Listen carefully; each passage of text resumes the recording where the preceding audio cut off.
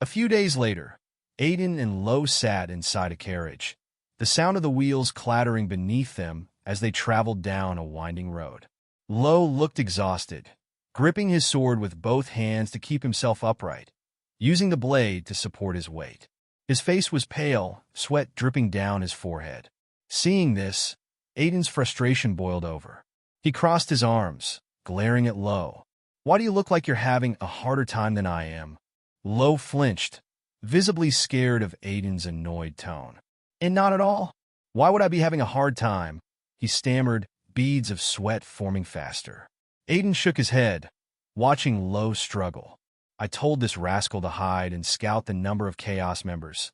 But instead, he got himself cursed with some aging spell or something ridiculous like that. Thank God, we caught all of them." Aiden's expression darkened, and Lo had to go begging Ellis for help. Turning to the road ahead, Aiden sighed, his patience thinning. "I'll have to make your training tougher once we get back." Lo's eyes widened in shock, shouting, "What?" as panic set in. Trying to shift the conversation, Lo quickly asked, "By the way, where did you store the rewards the church gave you? I'm pretty sure there was a lot." His mind flashed back to High Priest Kirtle, showing them a mountain of gold coins. He remembered how Aiden's eyes sparkled, drool practically forming at the sight of the treasure. Aiden pulled out a small pouch from his side. "All the rewards are in here."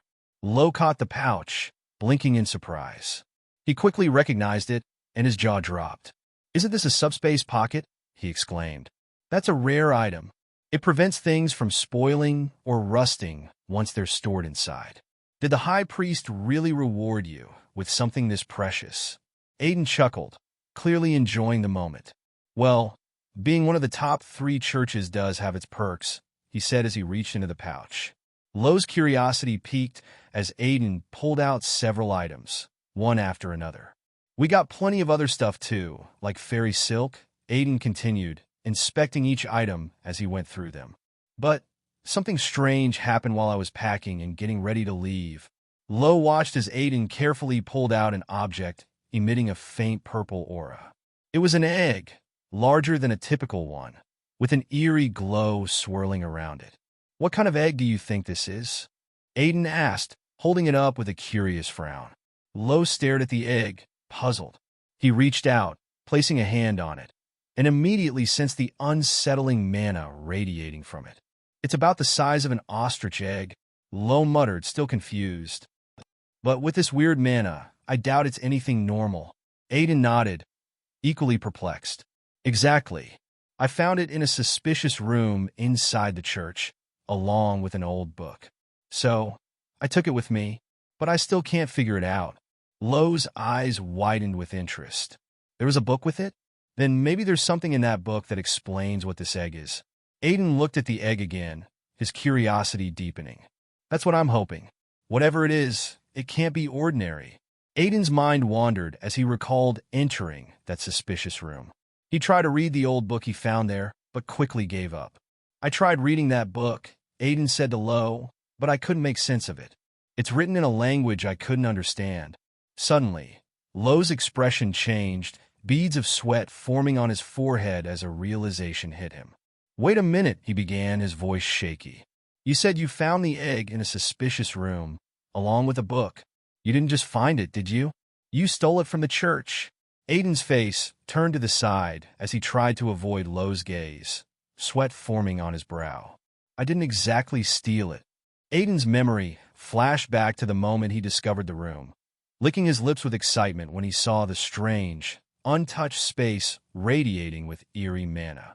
"It's just, that room looked like no one had entered it for decades," Aiden explained, "and it was giving off this strange energy, so I thought." Lo shot to his feet, his voice loud and panicked. "Young master, you can't just steal something from the church. Even if you're their savior, they won't let this slide. We need to return that egg immediately." Aiden quickly moved the egg behind his back, clutching it protectively. "But what if this egg hatches into a goose that lays golden eggs?" he quipped, trying to lighten the mood. Ignoring the joke, Lo's anxiety grew as they neared their destination. The temperature had dropped dramatically, and snow began to cover the trees. As they stepped out of the carriage, Both of them shivered in the biting cold.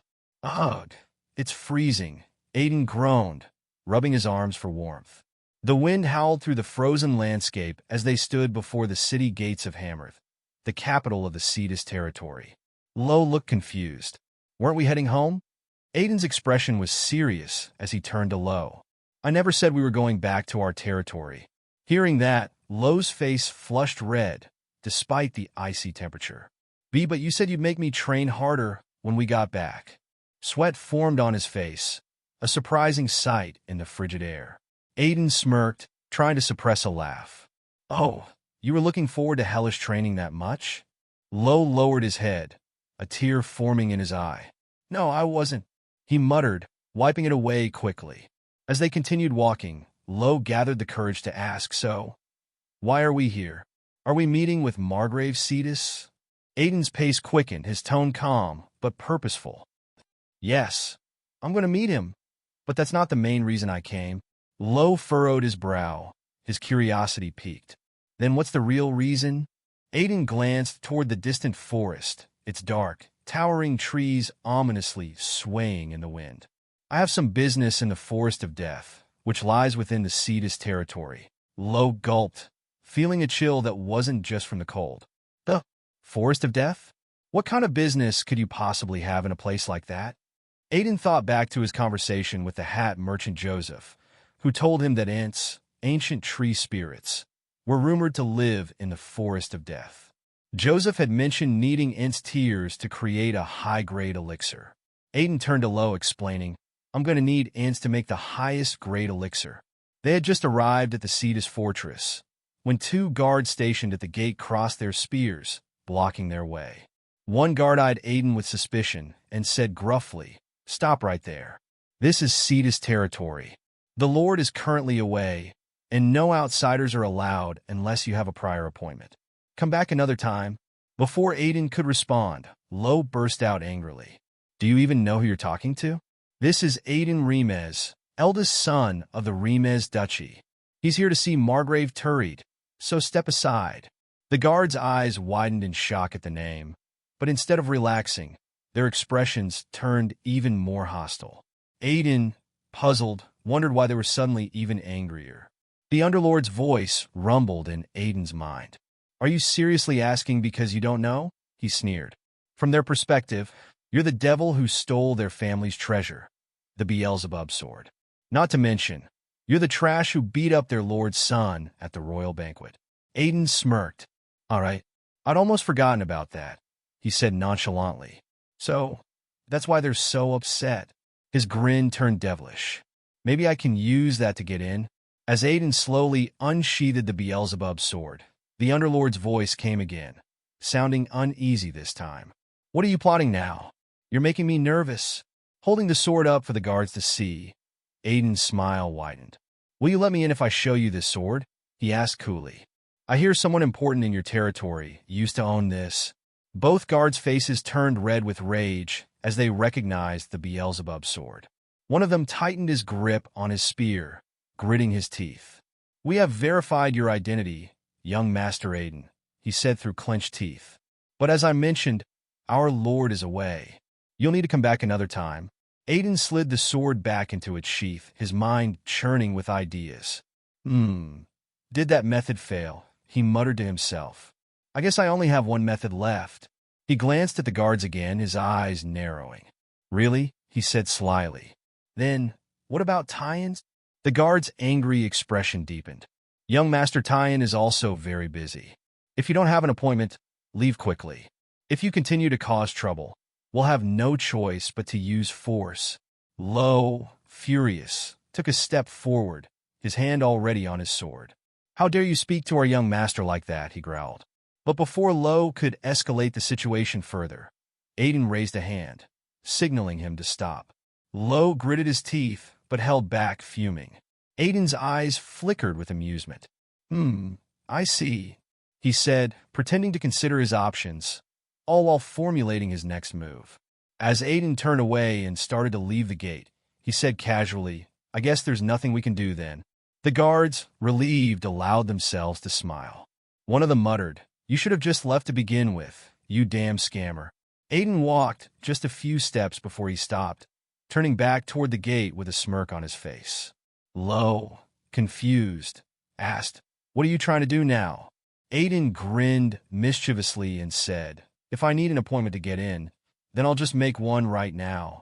Suddenly, Aiden's face puffed up like a balloon, as if preparing for something big. One of the guards looked at him in confusion. "What's he doing?" The other guard chuckled. "Looks like he's trying to make a scene because we didn't let him in. He can try whatever he wants." But Aiden cut him off by shouting at the top of his lungs, "How's your head after I beat the crap out of you, Tyan?" His voice was so loud that Lo had to cover his ears, grimacing at the volume. Aiden's shout reverberated throughout the Ceda Fortress. Inside the fortress, a familiar voice rang out in response. "Aiden Remez, you rascal." Aiden, now grinning widely, casually put his hands in his pockets and looked at the guards. "Well, I've got my appointment now. Tyan will be here soon." The guards' eyes widened in shock. They were sweating profusely as they looked toward the fortress, their expressions filled with panic. A few moments later, they heard the sound of Tyan running at full speed toward the gate, his angry voice echoing. "Aiden Remez!" When Tyan reached the gate, he wasted no time. He grabbed Aiden by the collar, his face red with fury. "How dare you say something so humiliating in our territory? What were you thinking?" Aiden, still calm and smiling, tried to defuse the situation. "Tyan, long time no see," he said with a grin. Aiden pointed toward the guards. "They told me I couldn't enter unless I had an appointment, so I had no choice but to call you out like that." Tyan, visibly angrier now, turned to glare at the guards, who were trembling with fear. Sweat dripped down their faces, and one of them stammered, "It was just a misunderstanding." Aiden, cheerful as ever, suggested, "Should we go talk inside then?" Tyan, still clutching Aiden by the collar and shaking with anger, didn't respond immediately, but his frustration was palpable. The scene then shifted to the Ceda family's reception room. Aiden was comfortably lounging on a luxurious leather sofa, relaxed and at ease, while Tyan sat across from him, still visibly fuming. Aiden ran his hand along the sofa, admiring it. "Oh, this leather is really nice. Very comfortable," he said nonchalantly, as if nothing had just happened.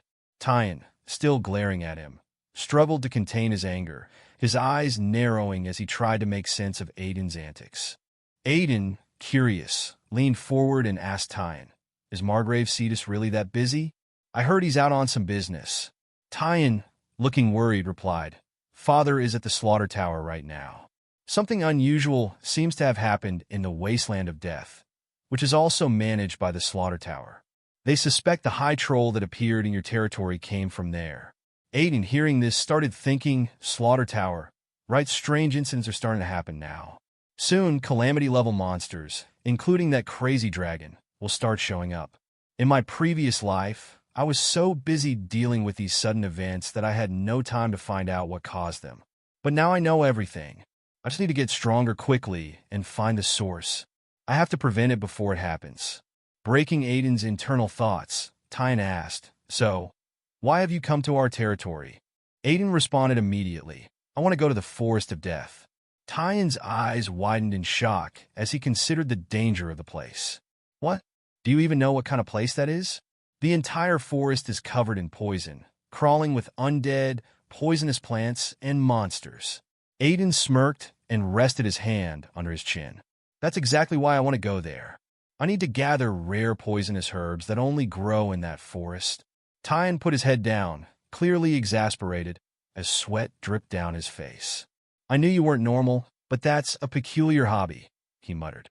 Lifting his head with a more serious expression, Tyan warned, "You ran out of your luck with your timing, Aiden Remez. You can't go to the Forest of Death right now." That's all for today. Thank you so much for watching. I hope you guys enjoyed this recap.